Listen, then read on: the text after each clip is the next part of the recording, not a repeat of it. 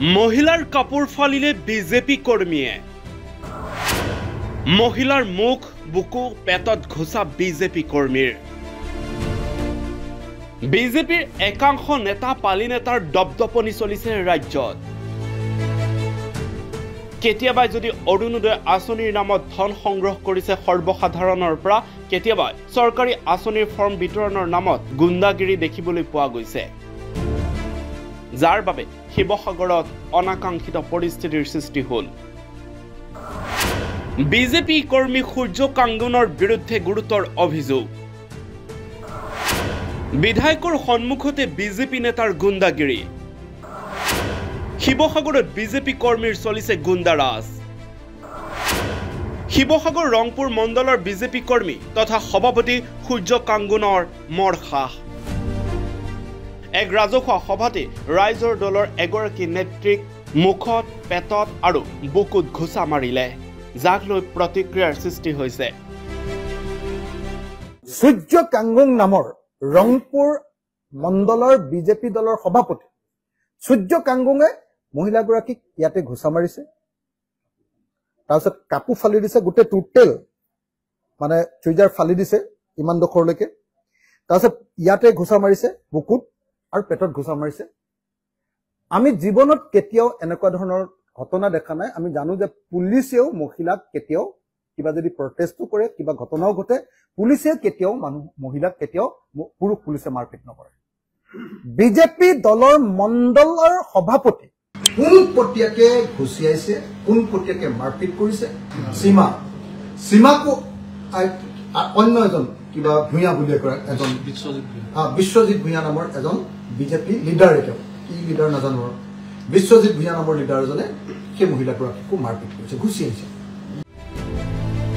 বুধবাৰে অসম দৰ্শন আঁচনিৰ জৰিয়তে শিৱসাগৰ সমষ্টিৰ 234টা নামঘৰ আৰু ধৰ্মীয় প্ৰতিষ্ঠানত অনুদান হিচাপে চেক বিতৰণ অনুষ্ঠান আছিলে সেই অনুষ্ঠানলৈ বিধায়ক অখিল গগৈক নিমন্ত্ৰণ নজনালে তাকে লৈ হুলস্থুলীয়া পৰিৱেশ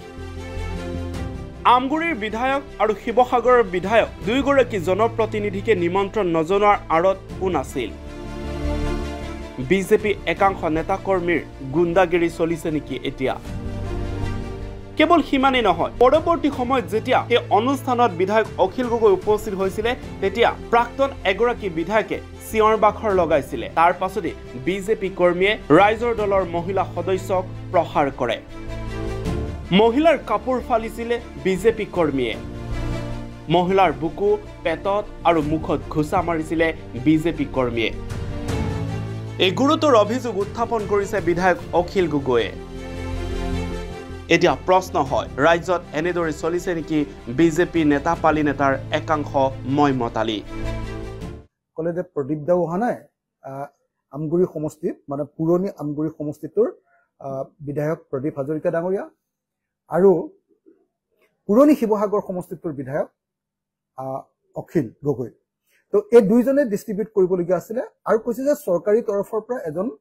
অতিথিক তাতে ইনক্লুড কৰি দিয়া হৈছে কোন যে আপোনাৰ থাউৰা বিধানসভা সমষ্টিৰ প্ৰাক্তন বিধায়ক কুশল দুৱৰী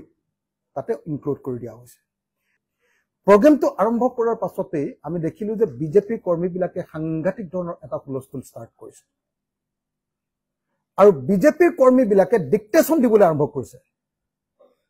যে আমুক কৰক তামুক কৰক এনেকুৱা কৰক আমি মনে মনে আছো যেতিয়া বিজেপি কৰ্মীবিলাকে এইবিলাক কৰিছে বিজেপি কৰ্মীবিলাকে এইবিলাক ডিস্ট্ৰিবিউট কৰিবলৈ আহি গৈছে তেওঁলোকে নিজেই ডিস্ট্ৰিবিউট কৰিছে তেতিয়া আমাৰ দলৰ পিনৰ পৰা ক'লে যে আমাৰ পিনৰ পৰাও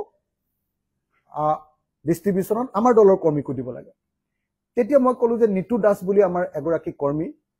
আমাৰ দলৰ নেত্ৰী নিতু দাস নিতুমণি দাসে কাষতে ৰৈ আছিলে মই ক'লো ঠিক আছে এখনত তুমিও ধৰি দিয়া আমাৰ ইয়াত তো যেতিয়া ধৰি দিয়াৰ লগে লগে এইবাৰটো হাল্লা লগাই দিলে হেৰিয়ে কুশল দৌৰে যে কিয় এনেকুৱা উৎপাত কৰিছা তো এনেকে ক'লে সেইটো নামঘৰটো বোধহয় তেওঁলোকৰ ওচৰৰ আছিলে কাৰণে তেওঁ ধৰি দিবলৈ বিচাৰিছিল তেওঁলোকৰ গাঁৱত তাৰপাছত এইটো যেতিয়া হৈ যোৱাৰ লগে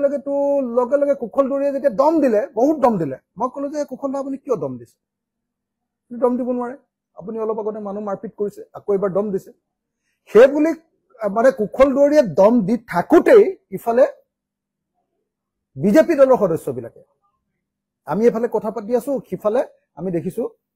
মাইক চাইক একো নাই আমাৰ, সিফালে পিছফালে বিজেপি দলৰ সদস্যবিলাকে আমাৰ সদস্যবিলাকক মাৰপিট কৰা আৰম্ভ কৰিছে। News desk report, reporter any.